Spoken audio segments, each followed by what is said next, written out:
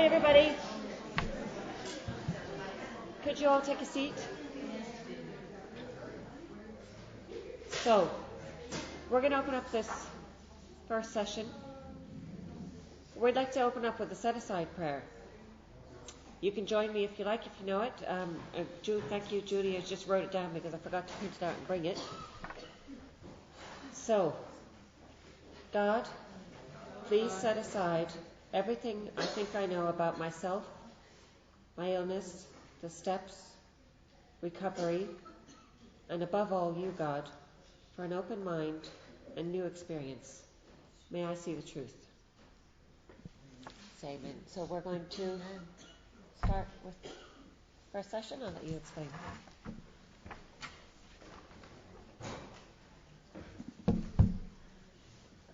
Hi, my name's Laura, and I'm a real alcoholic. Hi, Laura.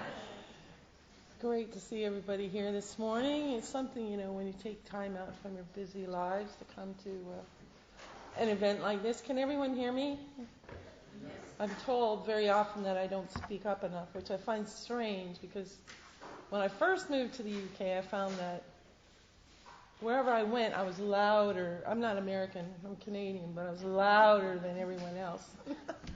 Maybe it's my years in the UK that, whatever. All right, so step one, does everyone in this room know what's wrong with them?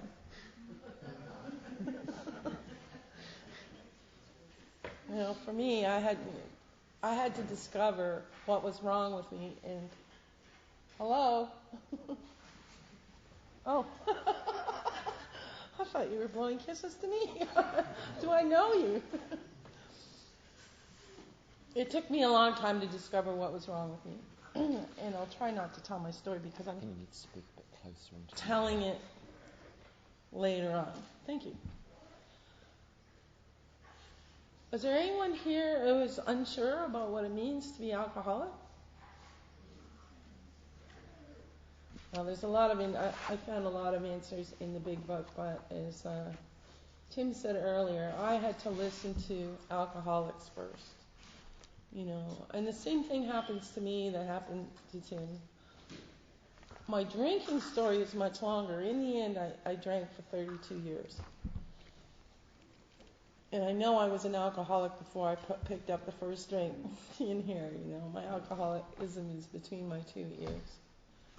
And my very first drink changed my life. But I know today, and it says here, in chapter 3, I don't know if you brought your books or you wish to refer to your books, because this is kind of a workshop sort of thing. It says on page 30, well, let's go, the step. It's not hanging up here. We admitted we were powerless over alcohol. And then there's this long dash. It's a pause. That our lives had become unmanageable. And someone who had only about 4 or 5 months dry time more than I did explained to me that she was a little bit of an English major and a grammar person. She said that long dash is like a full stop. She said step 1 is in 2 parts. It's 2 sentences. And the first part was I was powerless over alcohol. Now, I never, in my head, powerless didn't really work for me because I came to AA convinced that it was about finding willpower. I was convinced that I didn't have any, and I was convinced that all of you had stopped drinking by willpower, and that somehow you were magically endowed with this power that I didn't have. I was very lost and very deluded, and it took a long time for me to discover that many in the rooms did not get sober by trying. Then I heard that people had been struck sober. And I didn't really, I had to learn to believe them, and I wished that would happen to me. But I still didn't understand what was wrong with me. And I did not believe in magic. I did not believe in magic. But see, I was a person who went through my life from that first drink pretty much unconsciously. I had a lot of bad experiences with alcohol, but I never turned around and looked inside. I was always looking outside. I blamed my drinking, my excesses on outside events. But sitting in AA consistently for about 3 months, I started to learn a few things. And slowly I started to concede to my innermost self. That's the line on page 30. We learned we had to fully concede to our innermost selves that we were alcoholics. This is the first step of recovery. And of course, I've heard many times that step 1 is the only one you need to get 100%. Well, I didn't get it 100% the first time. I spent 5 years infrequently trying to stop drinking and coming to AA meetings and being told not to pick up the first drink. I didn't even want to stop drinking, but there I'm leaking into my story. So, what is powerless over alcohol to me? I was lucky. I finally got a big book sponsor, and they made it, and there were some people in the group that were following this method, and they made it really simple. And they pointed out to me that the doctor's opinion, the first chapter, which is not called chapter 1, and it's numbered in Roman numerals, which I'm sure makes a lot of us skip this extra information. But the doctor, this little doctor, back in the 1930s, who treated so many alcoholics, he knew, he had a theory in his head that somehow we were allergic to alcohol. But of course, again, I thought I knew better than the AAs. How could I be allergic to alcohol? I could drink tons of the stuff. Until this woman with about 4 months dry time and had been going to these big book meetings, she pointed out some of the lines. And she talked to me about this craving. And there's one here on 28. So if you want to know the Roman for 28, it's XXVIII. And the doctor says, we believe. So he was working with some other medical professionals. We believe, and so suggested a few years ago, that the action of alcohol on these chronic alcoholics is a manifestation of an allergy. But the phenomenon of craving is limited to this class and never occurs in the average temperate person. The phenomenon of craving. Took me a long time to understand that. My tat was mush after 32 years of drinking. Phenomenon of craving. But they told me, this is a physical sensation. That doctor uses the word craving to me, in my mind, my experience. The doctor uses the word craving in a different way than they use it out there. The flatlanders, the ones. Like pregnant women crave ice cream and pickles or whatever, That's a strong desire. That's a head thing. That's a mental thing, right? This craving is different. And I really had to roll it over in my head because apart from being convinced that this was a question of human willpower, I had been convinced that for a long time, that I drank too much because I was greedy.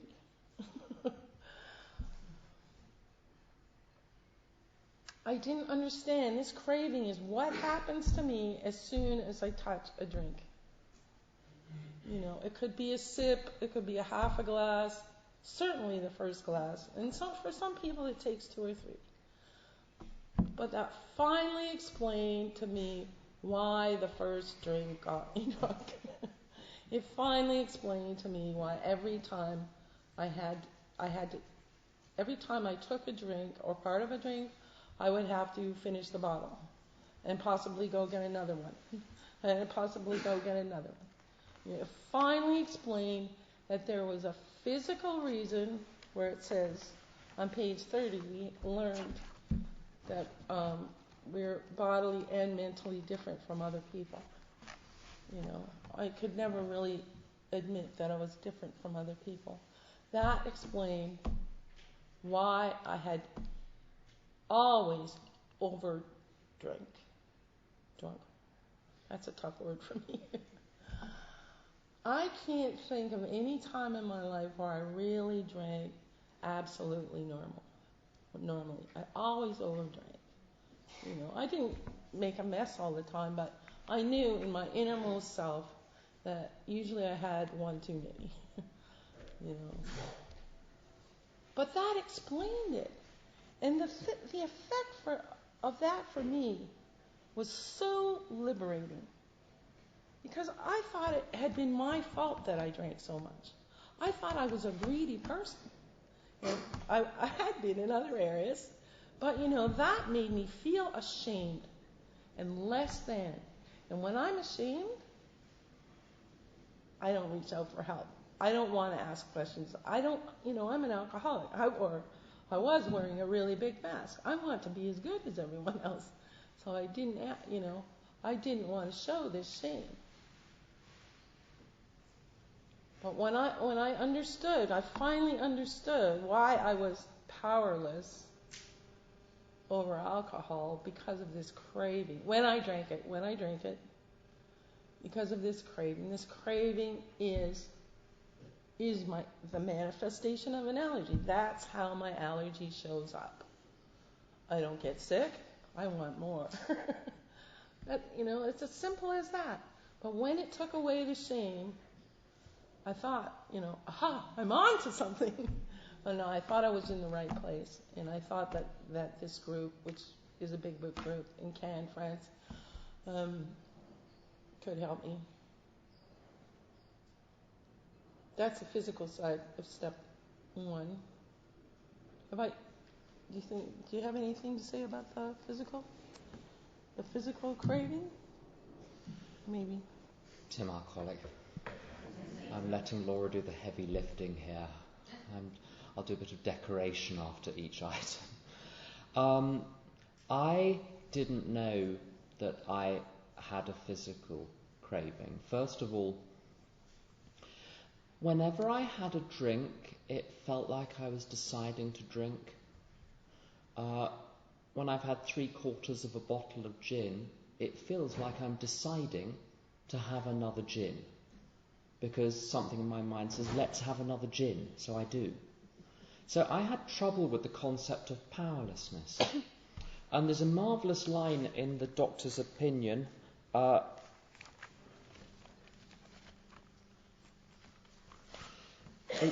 It did not satisfy us to be told that we could not control our drinking just because we were maladjusted to life, that we were in full flight from reality, or were outright mental defectives. And it's terribly important, this, because when I was drinking, especially around the age of 19, 20, 21, I was very maladjusted to life. I was certainly running from reality, and my mind at the end did not work properly. When I read something, I would get to the end of the paragraph and not remember what was at the beginning of the paragraph. Now, at 10 years sober, I asked myself, how do I know that I didn't drink crazy amounts just because I was crazy and young and inexperienced and foolish, and I hated life, so I was running away from it, and I'd had so much drink that it had addled my mind and it wasn't working properly. Now that I'm 10 years sober, I have at least externally, a good life, and my mind works properly, and reality I can kind of deal with, and, I'm not as happy as I could be, but I know a lot of people who are unhappier, and I recognise that I mustn't drink too much. How do I know that I couldn't drink normally now? How do I know that I couldn't drink reasonable amounts? And what this book says is well, ask yourself, effectively what it's doing is it says, ask yourself, well, is there any other explanation other than that's just what your body does that works? Now, option number one, maladjusted to life. So yeah, I did drink buckets of this stuff when I was very unhappy. But I remember a holiday when I was 19. I was travelling around Europe with someone who I was very fond of. We were going around for 6 or 7 weeks, and I remember sitting in a campsite overlooking Florence, and we had some boxes of wine, and we'd had it was Florence. I'd had an amazing day. I'd had a lovely time, and I had the first box of wine. We had the first box of wine between us, and I got to the zone. I got to the point where there was a click inside me, and I relaxed, and everything was fine, and I wanted to be here forever, perfectly happy. I had the knowledge and the experience by this point that I mustn't overshoot, I mustn't drink too much, I mustn't tip over. And I had the second box of wine. I was already where I needed to be. I didn't notice any physical effect from the second box. It's not like I needed to be drunker. I was perfectly happy, and I still drank too much. I can't blame how much I drank on being unhappy, because when I was happy, I still did it.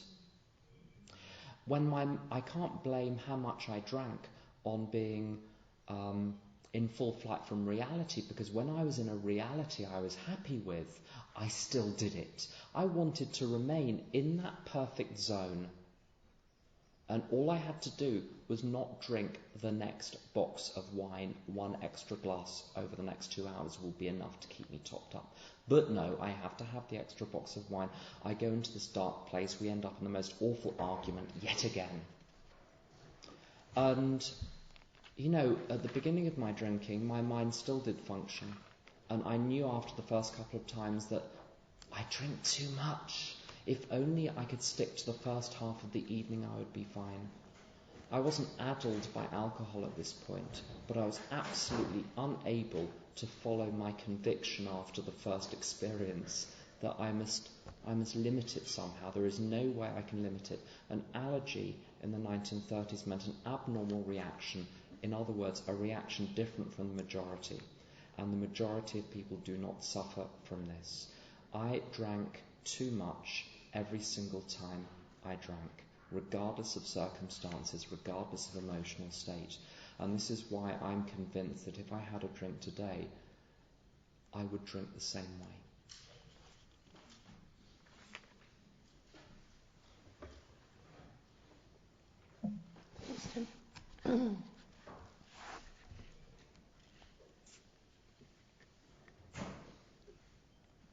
I was looking in here for the page reference, but Tim used a good word, ask yourselves. Have you asked yourself enough what happens when you drink? But there's an indication of a test in here. I think it's in here. It's the Marty Man test. It's about the controlled drinking experiment. Bottom 31. Is it on 31? Yeah, it is 31, 32. And Marty Man was one of the first women alcoholics in AA. And that's 21. And I heard this after I got sober. I don't think I ever really tried it myself, although not seriously. Although in effect, I tried it many, many, many, many times, where I'd be going out for an evening and I had the vague idea that if I drank too much I would get in trouble, or if it was a business function with my husband or other, I didn't want to embarrass myself or him. And I would go into these occasions thinking, I'll just have 1, 2, 3, I won't step over that line. And I really believed it was a question of choice, but that's sort of the second half. Well, no, it's a question of choice of how much I will drink. And this is the test. And I know what would happen to me, but it's at the bottom of 31. So if you have any doubts about whether you have the allergy, which is one part of the illness, we do not like to pronounce any individual as alcoholic, but you can quickly diagnose yourself. Step over into the nearest bar room and try some controlled drinking. Try to drink and stop abruptly. Try it more than once. It will not take long for you to decide if you are honest with yourself about it. And it may be worth a bad case of jitters if you get a full knowledge of your condition. So this means going in consciously to try to control your drinking once you've stopped. Well, I never did that consciously because I found out about this after I got sober. But when I think about this, do the mental exercise in my head, what would happen if I went up to a bar and ordered just one drink? I have no wish to do that. But going through it, I know what would happen. But it also gives me this little disgusting feeling, not nausea quite, in the pit of my stomach.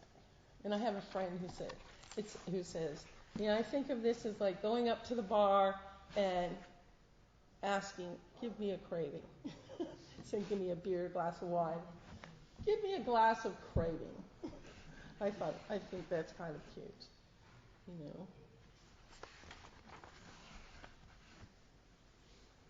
But yes, I was deluded, and that's another thing you pointed out, Tim. I was deluded for a long time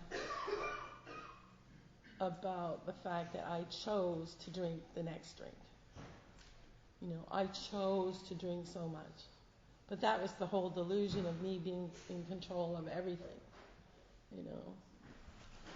My very first meeting of Alcoholics Anonymous, they told me I had an illness. They told me about the allergy. But as I said, I wouldn't believe them. And because one part of my illness is a huge amount of pride, I was afraid to ask people what the allergy meant. But it's fully explained in this book. And, however, I couldn't go through this book on my own because I have an illness of perception, and so I needed to read it alongside another alcoholic, or several, that actually understood the message in this book.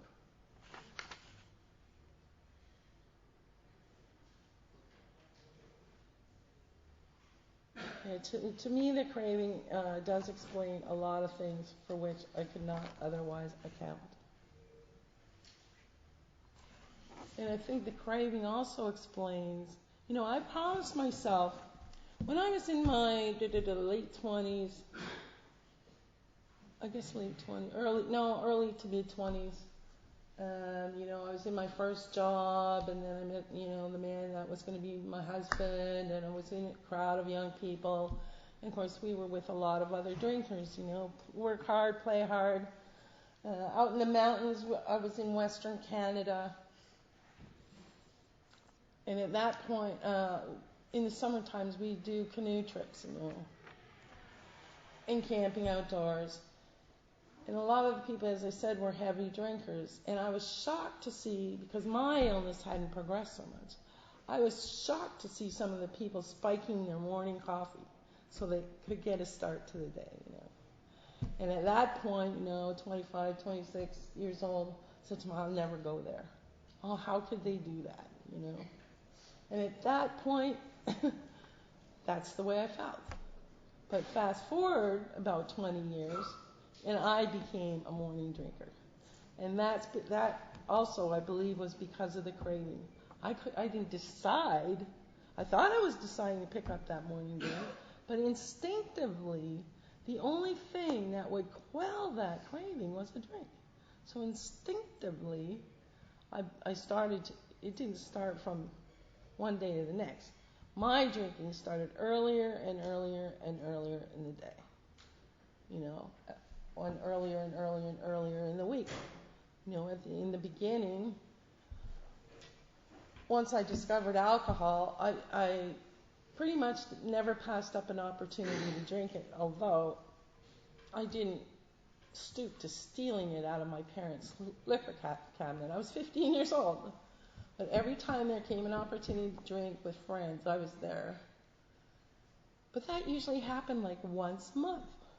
Once a month. maybe less. Then as I did my studies and I suppose moved away from authoritarian figures and then had the money, my first job, I thought the normal thing to do was to go to work every day and come home and have a drink to relax. But that's what I'd watch my parents do. I thought that was just normal, but I didn't realize that, I didn't realize when my drinking had progressed from just on the weekends to every day, But I've watched it a lot in other people now that I know what's wrong with me. And I can see them. My favorite example is my mother. And I visit her once in a while. She's over in Canada. And she doesn't appear to have the craving, but she's definitely dependent on that afternoon drink. And of course, when I'm around, I make her nervous. So when I first get there, she hasn't started to drink until, cocktail hour, let's call it. But after I've been there for a few days, for some reason, she's used to living alone. She likes it that way. I make her nervous, whatever the situation, and she will start to drink like an hour earlier. And if something comes between her and her set time of drinking, like the year the battery in the car died after the Christmas Eve church service, it was very tense. And recently she said to me, she's almost 80 years old, and she's in pretty good health. But she said to me, I can't get sick. And maybe I'm reading a lot into it, but I know she's very, very afraid of being under the care of someone else who can see her drinking, But she can't get sick because she can't go to hospital because they don't serve cocktails in the hospital, But that's because of the craving. The craving makes me want, it makes me want to drink. This is why I know if I start again, if I take that one drink, well, apart from it not being in me, I also know now, I also believe now that it won't be me, the real me, that takes the drink. It will be my illness. But that's we'll talk about that later possibly. But if I take a drink, first of all, I don't know how much I'll drink after that drink, as you said, in that instance, in that drinking episode. But I've also watched people, and they think it might only be, I'll go out of AA for one night or for the weekend, and then I'll come back. It's a special occasion. I'll go out for one weekend and come back. And I've watched enough people to see, and it says in this book too, it says that the alcoholic, I used to know the page numbers really well. We know that the alcoholic, as long as he stays away from the alcohol, reacts pretty much like normal men. I don't believe that part, but let's just take it for granted. 24.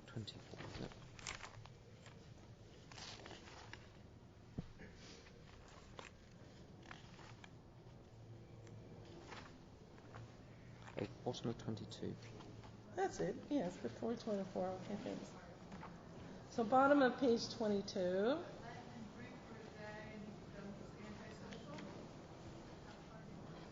So is there a question? And that's let him drink for a day and he becomes antisocial? Oh, no, that's not the one I meant, but yeah, that's the difference.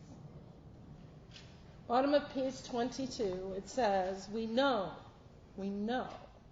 that while the alcoholic keeps away from drink, as he may do for months or years, he reacts much like other men. I'm not really sure what that means, but the important part is we are equally positive that once he takes any alcohol, whatever, into his system, something happens both in the bodily and mental sense, which makes it virtually impossible for him to stop. The experience of any alcoholic will abundantly confirm this. Once I... Sorry. Go ahead. Well, no, I was just going to come in on the obsessions. I think that's a good point to segue into the obsession side, because looking back at my drinking, I'm very clear that I must never have another drink, because I may never come back. Therefore, and this is what the book immediately goes on to say, therefore my main problem is my mind stone cold sober, which would, in inverted commas, make a decision to have a drink. The only person that would put alcohol inside me, that would put the first drink inside me, is me. Therefore, I am the problem. I've got to make sure that my mind does not say yes to the first drink. So my real problem is not what happens when I drink. My real problem is my mind stone cold sober. Now, I talked about when I was drinking. When I'd had a drink, it always felt like I had the second drink, the fourth drink, the 14th drink as the result of a decision, because that's how it feels. And it was like that with every first drink I ever took. It felt like, I have just decided to have the first drink. There we go. Now, a decision, I've been taught, is a commitment to action based on a sound analysis of the facts. That is what the decision in step 3 will be, a commitment to action based on a sound analysis of the facts.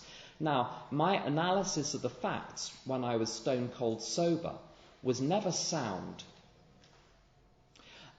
But also, sometimes there was no analysis. So my question then is, if I was not committing myself to a drink based on a sound analysis of the facts, what was I doing? What I was doing was yielding to an impulse beyond my mental control, which is totally different. And if you're an Al-Anon, you'll discover yourself yielding to impulses beyond your mental control as well when you decide to tell them one more time how to live.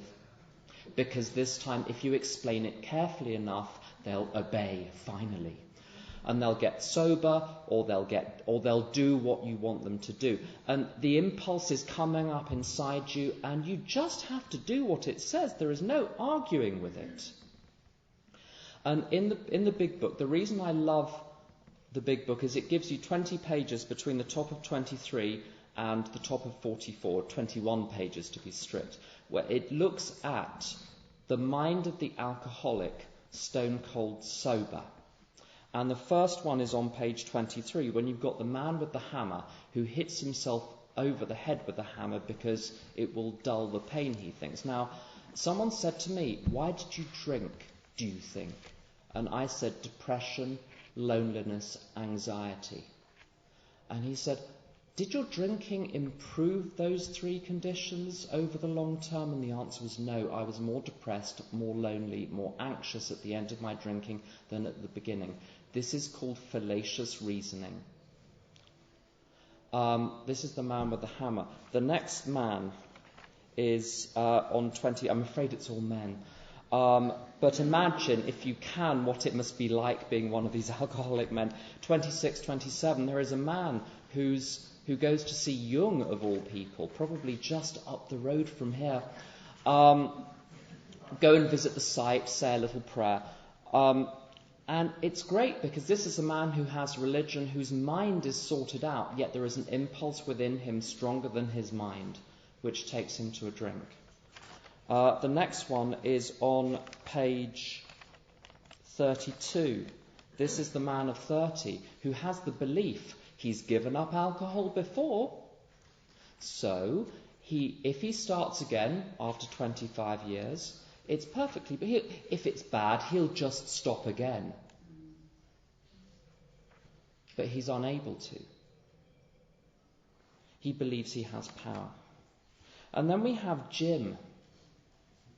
Some people say, this is Jim on page 35, we haven't got time to go through the whole story of Jim, but essentially he's made a start in recovery, but he hasn't completed the AA program.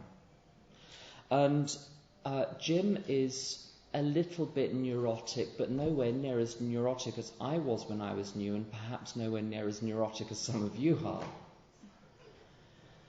Now, Jim's doing reasonably well, but suddenly the thought crosses his mind that a drink would be a good idea, and he believes that if he mixes alcohol with milk, he'll be safe. This is untrue, but it appears to him to be true. And it talks about this a couple of pages earlier as a peculiar mental twist, a twist in reality. If my sobriety depends on my perception of reality remaining untwisted for the rest of my life, good luck, because I have a twisted perception of reality in all sorts of other respects. So he has a twisted perception of reality and he gets drunk. You look at the next man, the jaywalker on page 37. Just like the man with the hammer has this impulse that he desperately wants the pain to go, and so he takes the drink, and even though it will make it worse, all he can see is this relief 5 minutes away. And the jaywalker is the same. There will be terrible consequences if he keeps running across the road in front of traffic, but all he can see is the temporary thrill. And this is the peculiar the awful lack of perspective it talks about, I think, in Bill's story, where the thing which is right in front of your face seems so much more important, so much bigger than the thing over there, the consequences. And so the jaywalker is just like the man with the hammer. The thrill I'm going to get now outweighs the consequences I'm going to get tomorrow or next year. And then you've got Fred, who is the most baffling person, and that is on page 39. Now, he doesn't even take the AA program. He believes that self-knowledge is going to be enough. And he has an amazing life, and he has an amazing day, and he still drinks. There is something deeply wrong with him below the level of consciousness. And with him it talks about a mental blank spot. So the information doesn't even show up of what happens when he has a drink. A desire to drink hits him and he follows the desire to drink. The AA program works, as far as I'm concerned, because my mind is no longer in control. I'm in touch with forces within me which are stronger than the impulse to drink. When I stand on the edge of a train platform and the train is coming in, I instinctively pull back from the edge of the platform. Not as a mental process, it's instinctive, it's self-preservation. There is something about alcoholism where that self-preservation instinct gets turned off and the other instinct for relief is in charge. And that instinct for relief, the underlying spiritual condition, if I don't give it relief, it will give itself relief. It will find a way to give itself relief, even if that relief would ultimately kill me. And that is alcoholism. And Sister B.M., who is an amazing speaker, she would say, my head would kill me if it didn't need me for transportation. Now, the truth is that my head will kill me even though it needs me for transportation. That's the tragic truth of alcoholism. Thanks, Tim. Yeah, that's one of the first surprising things I heard in AA. It was that my head would kill me, and I didn't think I had trusted my head for a very long time, and I really did believe that I was in control until I learned otherwise. Thank God, by grace. Yeah. So now we're getting into the mental side of the illness. So there's two parts to my illness: physical and mental. Has everyone got the physical part? It should be easy enough. I really am, as they say, allergic. I have two problems. I've lost the power of control of my drinking. And I've lost the power of choice.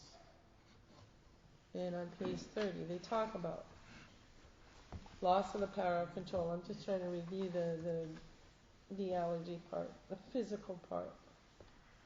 I'm bodily different from my fellows. I've lost the power of control. I do realize now that I never had the power of control.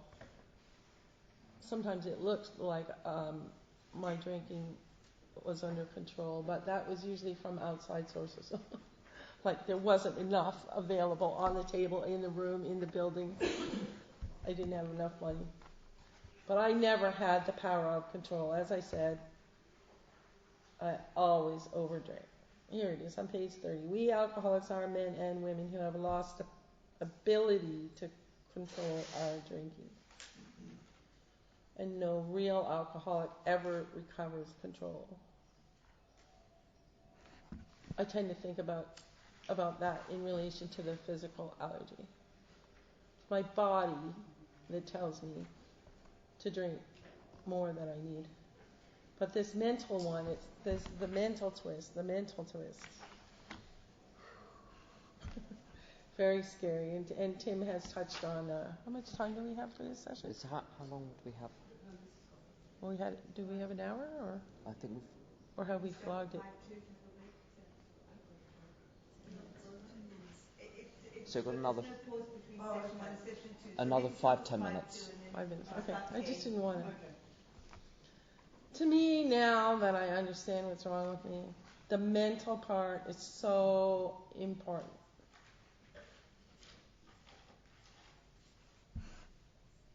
When I finally became willing to try to do something about my problem because I thought I could do something about it, and the AAs told me it was an illness, I started seeking medical help. Of course, it's well known nowadays that if you have a problem with drugs or alcohol, you go to rehab, right? In the end, I went into a medical facility to get detoxed, let's say, dried out.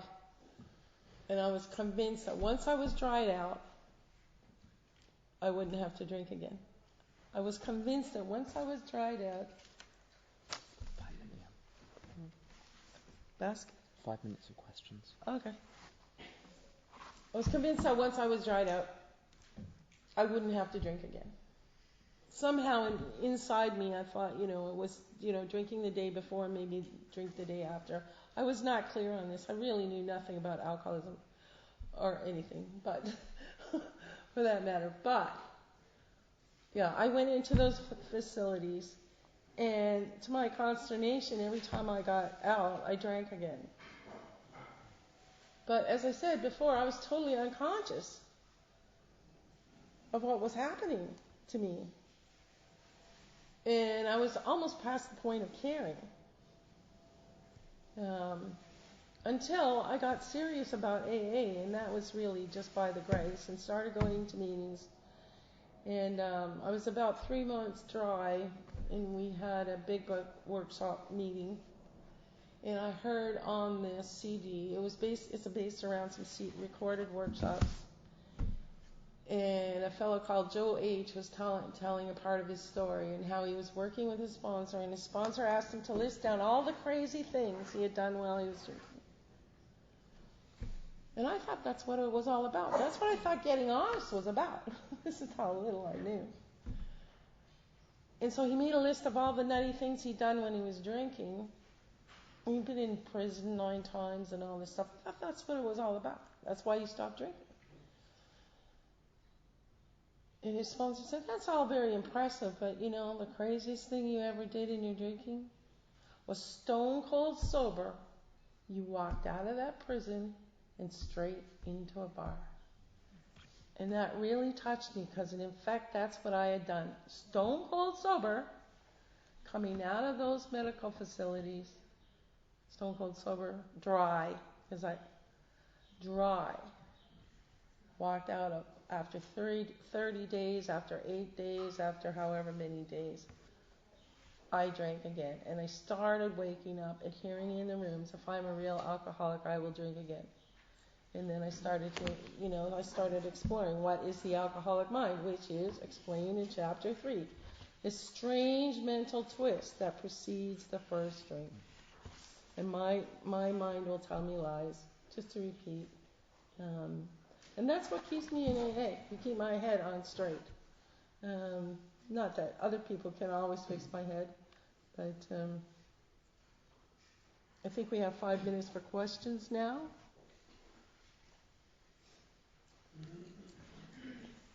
Yes. Anybody would like to? So- I think we can't move the microphone, so shout. So I'll repeat the question back if someone has a question about anything to do with powerlessness, unmanageability, step 1.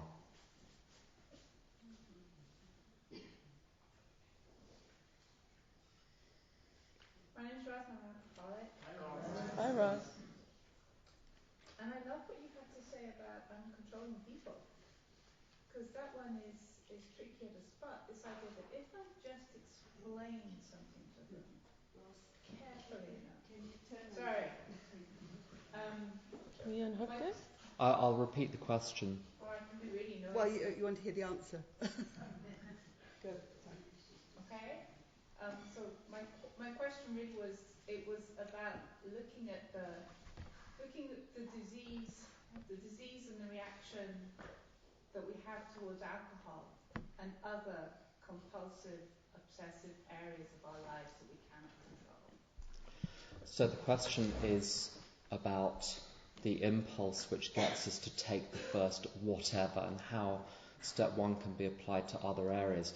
I've had to apply step 1 to all sorts of other areas. A friend of mine says if you have the misfortune to have one addiction, with any luck at all you can have 5 or 6.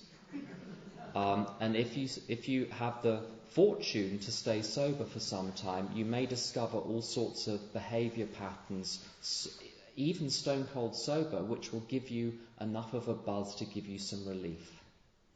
So it's exactly the same mechanism as far as I'm concerned as with alcohol. When I start, do I carry on whatever it is, even though it is not in my best interests? And even once I know it's not in my best interests to have the first gamble, to have the first cake, to have the first white sugar, to have the first sexual encounter, whatever it is, does knowledge stop me? Or do I make apparently the same mistake again and again and again, knowing, even with the track running in your mind, this is a terrible idea, I shouldn't be doing this, why am I doing this, I ought to be able to stop, perhaps I ought to call my sponsor, but I've done it. Now, if you've ever done that with anything, or whether it's even the matter of trying to control the lives of the people around you, the question is, there is something that you have not got relief from inside. And I believe there's only one problem. Our solution involves conscious contact with ourselves, with God and with others. And so our problem is conscious disconnection from ourselves, from God and from others. And the alcoholic or addicted mind will do anything to give you a temporary sense of connection. Until the underlying disconnection is solved, then it's going to pop up everywhere. That's my experience. Hi, my name's Julia. I'm an alcoholic. Thank you guys very much. I'd love it if you could just explain the paragraph in italics on page 24, because I've been told this is the death sentence. And a lot of people I know write trigger lists, and I'd like you to comment on what trigger lists at certain times mean, and can we actually predict when we're going to drink again or not with the obsession? My experience is it came suddenly, it told me the lie, you can drink 2 tonight, and I believed it, and that kept on for 5 years till I nearly died. The same thing. I could not see the truth and the false, and the obsession is so scary to me. And I've been told that this is kind of a death sentence paragraph. So I'd love it if you could just comment on it for me. Shall I just read the paragraph first so we're all clear? The fact is that most alcoholics, for reasons yet obscure, have lost the power of choice in drink. Our so-called willpower becomes practically non-existent. We are unable, at certain times, to bring into our consciousness with sufficient force the memory of the suffering and humiliation of even a week or a month ago. We're without defence against the first drink. And I'll just say briefly my take on this. If we are unable to remember at certain times what drink will do, it means there are times we can remember. And this is why it's so tricky. day after day, week after week, month after month, you successfully run the tape forward of what would happen if you drink, and you don't have a drink, and you think, it's fine, I've got it under control. And then suddenly, you fall between the commas, as my sponsor calls it. You have one of the at certain times, and you have a day when you can't remember, and nothing seems to be able to remind you, and you're drunk, or you're in the casino, or you've had the 14th cake. And you can never tell. Those days don't look any different than any other days. You can't tell when they're going to be. Do you have anything on that? Not a lot. All I can say is that I came to AA and I had already lost the power of choice and drink. And they told me, just don't drink, one day at a time. Don't pick up the first drink. It's the first drink that gets you drunk. But I had long since crossed this line. And this is very important to me because, again, once I understood this, it took away the shame. Because when I'm ashamed, I don't ask questions. I don't like to see. I don't like to show people how dumb or stupid or how I don't get it. But once I got this, I understood that I really was powerless. I had lost the power of choice. And again, it's almost like my drinking, and it was easy, it took a long time, but after 32 years of drinking, I just made a decision, I just understood that I had trained myself into this. Well, it's a compulsive action, but it was almost like an instinct. It was never a well thought out decision to pick up. But it wasn't a habit either. It had become part of my survival instincts was to pick up a drink. So, this is the thing. One more question. There was a lady here. Yeah. What would you suggest between that? I should call my sponsor and, I did it. So the question is, when the impulse starts to arise, what do you do? Unfortunately, this is the bad news. It's too late. A couple of weeks earlier, when someone said, you might want to write your step 4, that's the point at which the action can be taken. When someone says, you might want to make 2 or 3 amends a day rather than 1 a fortnight. That, when you're given the instruction, go and take it now, and run back to them saying, I've just taken the instruction, where's the next one? If you do that, the impulse will either not arise, or when it arises, it will go back down again. But once an impulse beyond my mental control is there, it's too late, so you need to get it earlier. Great, thank you very much, both of you. The first session was on what is the problem, and I think we've heard what the problem is now. There isn't an actual break, but I would suggest everybody stand up, stretch, and in 3 minutes we start in the next session, which is a 45-minute session before lunch. You can start to smell lunch. And it is what is the solution, which is actually what we're here for. Thank you.